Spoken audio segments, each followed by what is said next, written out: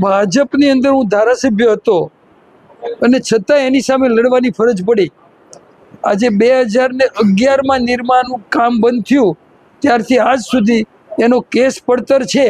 તો મહુવાના વોર્ડની અંદર પણ અમે ચૂંટણી લડશું.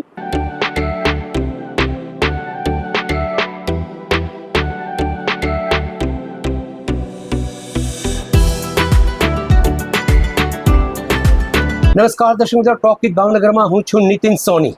ગુજરાતમાં સ્થાનિક સ્વરાજની ચૂંટણીના પડઘમો વાગી રહ્યા છે. થોડા દિવસમાં ચૂંટણી જાહેર થાય તેવી સંભાવના છે. તેવા સમયે ભાવનગરની આપણે વાત કરવી છે. જે પ્રકારે જિલ્લા પંચાયત, તાલુકા પંચાયતની જે ચૂંટણી આવી રહી છે, નગરપાલિકાઓની જે ચૂંટણી આવી રહી છે, ચૂંટણીના જે પડઘમ છે વાગવાના શરૂ થઈ ચૂક્યા છે. એટલા માટે કે બહુ ઝડપથી તારીખો છે એ જાહેર થવાની છે. પરંતુ આપણે વાત કરવાના છીએ ભારતીય જનતા પાર્ટીના પૂર્વ ધારાસભ્ય ડૉક્ટર કનુભાઈ કળસરિયા મહુવાથી છે. અગાઉ તેઓ ભારતીય જનતા પાર્ટીમાં હતા, ત્યારબાદ તેઓ કોંગ્રેસમાં ગયા, ત્યારબાદ આમ આદમી પાર્ટીમાં પણ જોડ્યા. હવે ફરી એક વખત ચૂંટણીનો માહોલ ગરમાયો છે. તેવા સમયે ડૉક્ટર કનુભાઈ કળસરિયા આજે ભાવનગર છે. આગામી રણનીતિ શું છે તેમની વર્ષે આપણે વાત કરવાના છીએ. ડૉક્ટર સાહેબ, ખાસ કરીને જે પ્રકારે ચૂંટણીનો માહોલ થયો છે, આપ અગાઉ ભારતીય જનતા પાર્ટીમાં હતા, કોંગ્રેસમાં હતા, આપમાં પણ હતા, ફરી એક વખત ચૂંટણી આવી રહી છે, શું રણનીતિ આપણી? ઘણા બધા અનુભવોમાંથી પસાર થતા થતા એવું લાગ્યું છે કે પાર્ટી પોલિટિક્સ છે એ શુદ્ધ રાજનીતિ માટે યોગ્ય નથી આજના જમાનામાં. તો પછી શુદ્ધ રાજનીતિ તો કરવી જ છે, રાજનીતિ છોડી દેવી નથી. સારા લોકોએ રાજનીતિ છોડવી ન જોઈએ એવો દ્રઢ મારો અંગત અભિપ્રાય છે. અને જે કામ માથે લીધું છે, જે અનાયાસે આવી પડ્યું છે, એ કામ છે કે દરિયાકાંઠાના ગામડાઓમાં વધતી જતી ખારાશને રોકવી અને ખેડૂતોને બચાવવા. અને એ કામ માટે મોટી લડત કરી અને પછી પણ અનુભવ થતાં થતાં લાગ્યું કે પાર્ટી પોલિટિક્સથી, કોઈ પાર્ટીના પોલિટિક્સથી આપણું કામ હવે આગળ નહીં વધી શકે. એટલે બધી પાર્ટીને છોડીને તટસ્થ ભાવથી લડવા માટે સદ્ભાવના મંચના નામથી લોકોની વચ્ચે જવું અને સ્થાનિક સ્વરાજની ચૂંટણીઓ લડવી, કે જેથી કરીને, કેમ કે એક અભિપ્રાય લોકોનો છે, એ લોકોનો અભિપ્રાય બહાર પડે. એના કારણે જ એ ન્યાયની અંદર એ લોકોનો અભિપ્રાય બહુ મોટું કામ કરતો હોય છે. માનો કે સમજવા માટે હું કહું તો ભાજપની અંદર હું ધારાસભ્ય હતો અને છતાં એની સામે લડવાની ફરજ પડી. એટલે એની સામે લડ્યા, પદયાત્રા કરી, સાયકલ યાત્રા કરી. અને જ્યારે 2010માં આંદોલન ચાલુ હતું અને સ્થાનિક સ્વરાજની ચૂંટણીઓ આવી ત્યારે અમે સદ્ભાવના મંચના નામથી લડ્યા, કોઈ પણ પાર્ટીની સાથે જોડાયા વગર. અને એ વખતે સદ્ભાવના મંચની જ તાલુકા પંચાયત બની અને સદ્ભાવના મંચના આંદોલનના બેન તાલુકા પંચાયતના પ્રમુખ બન્યા. આનાથી એવો સાર નીકળે છે કે લોકો હજી સારા માણસોને, સાચા માણસોને ચાહે છે અને મત પણ આપે છે અને રાજકીય ક્ષેત્રે આગળનું સ્થાન પણ આપે છે. તો પછી જે તે કંઈ અમારા પ્રયોગો છે એ બહુ આગળના સફળ ન રહ્યા, પાર્ટીના પ્રયોગો. એટલે વળી પાછું પાર્ટી છોડીને જે ખેડૂતોનું કામ જે અધૂરું છે, હજી પૂરું થયું નથી.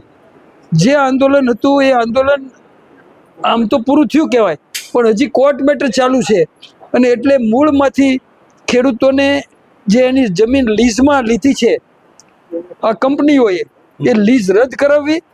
અને નિર્માનું જે સિમેન્ટ ફેક્ટરી હતી એના માટે પડતર કેસ અત્યારે સુપ્રીમ કોર્ટમાં છે, જે ઘણા વર્ષ થયા.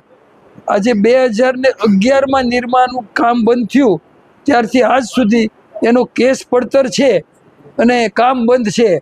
તો એને મૂળમાંથી રદ કરવું અને જે જમીન નિર્માણ કંપનીને સરકારે આપેલી છે, એ જે તળાવની જમીન છે, પાણીનું તળાવ, સમઢિયાળા તળાવ, એ જમીન પાછી સમઢિયાળા તળાવને મળી જાય, એ લડત અમારે લડવાની છે. અને એટલે અમે લોકોનો સહકાર માગવા માટે સ્થાનિક સ્વરાજની ચૂંટણીમાં સદ્ભાવના મંચના નામથી આગળ જઈ રહ્યા. કઈ જગ્યાએ લડવાનું ચૂંટણી? મહુવા તાલુકાને અમે વળગી રહેવા માંગીએ છીએ, કેમ કે અમને જે અન્યાય જોવા મળ્યો છે મહુવા તાલુકામાં જોવા મળ્યો છે અને અમે વધારે લડ્યા છીએ એ ન્યાય મેળવવા માટે. એટલે મહુવા તાલુકો અને વધારામાં નગરપાલિકા મહુવા શહેર, એમાં પણ પાર્ટીના જૂથવાદને કારણે અત્યારે વહીવટદારનું શાસન છે. એવા સંજોગોમાં લોકોની ભારે નારાજગી છે. મહુવાની જે વ્યવસ્થા તંત્ર અને સ્વચ્છતા અને જે બીજા પ્રશ્નો છે શહેરના, તો એવા સંજોગોમાં એવા મિત્રો જો મળી જાય તો મહુવાના વોર્ડની અંદર પણ અમે ચૂંટણી લડશું. પણ હાલમાં અમારો નિર્ણય તાલુકા પંચાયતની 34 બેઠકો અને જિલ્લા પંચાયતની 8 બેઠકો માટે છે અને મહુવા નગરમાં સંજોગો પ્રમાણે અમે આગળ વધશું. કરુભાઈ, મેથળા બંધારણની વાત કરીએ, એ લડતમાં પણ આપ હતા. સરકારે કંઈક હમણાં પણ મેથળા બંધારણ માટે જાહેરાત કરી છે. કઈ રીતે જુઓ છો તમે આ વાતને? એ વાતનું મૂલ્યાંકન કરતાં હું બહુ રાજીપો અનુભવું છું કે સરકારની સામે અમારી લડત છે અને છતાં પણ સરકાર ખેડૂતોને તો પ્રેમ કરે છે એવું એક ઉદાહરણ આની અંદર અમને મળ્યું છે. વન મંત્રી અને સિંચાઈ મંત્રી બંનેના પોઝિટિવ અભિગમ અને સરકારનો પોઝિટિવ અભિગમ કે જેના કારણે એક વસ્તુ થાય છે કે અમે માનીએ છીએ કે સરકાર આ કંપનીઓને ટેકો આપે છે તો આ જગ્યાએ એણે ખેડૂતોને ટેકો તો આપ્યો જ છે અને અમે રાજી થયા છીએ. પણ જે બીજા પ્રશ્નો છે, ખેડૂતોની લીઝ રદ કરાવવી, નિર્માના જે જમીન છે એ પાછી તળાવની મેળવી લેવી, આ બધા પ્રશ્નોની જે લડત ચાલુ છે એના માટે અમે લડતા રહીશું, કોઈ પાર્ટી વગર પણ સદવાના મંચના નામથી. કરુભાઈ, છેલ્લો સવાલ, જે પ્રકારે આપ ચૂંટણી લડવાની વાત કરી રહ્યા છો, માનો કે ચૂંટણી જીત્યા પછી કોઈ રાજકીય પક્ષ સાથે આપ ગઠબંધન કરશો? ચૂંટણી લડાયા પછી, મતદાન પૂરું થયા પછી કેટલી બેઠકો મળે એના આધારે કદાચ ગઠબંધન કરવું પડે તો અમારી તૈયારી છે, પણ એ પહેલાં અમે કોઈ શરતી ગઠબંધન મતદાન પહેલાં કરશું નહીં. દર્શક મિત્રો, આ હતા કનુભાઈ કળસિયા. બહુ સ્પષ્ટપણે તેમણે કહ્યું છે કે આગામી જે ચૂંટણી આવી રહી છે તેમાં તો સદભાવના મંચના નામથી ચૂંટણી લડશે. જ્યાં સુધી વિજેતાઓની વાત છે, પરિણામો આવશે ચૂંટણીના, ત્યારબાદ નક્કી થશે કે આ જે પાર્ટી છે એ કયા પક્ષને સમર્થન આપશે. પરંતુ ત્યાં સુધી રાહ જોવી રહી, એટલા માટે કે પરિણામો ઉપર આપણે રાહ જોવી પડશે. ફરી મળીશું એક નવા વિષય સાથે. ત્યાં સુધી રજા.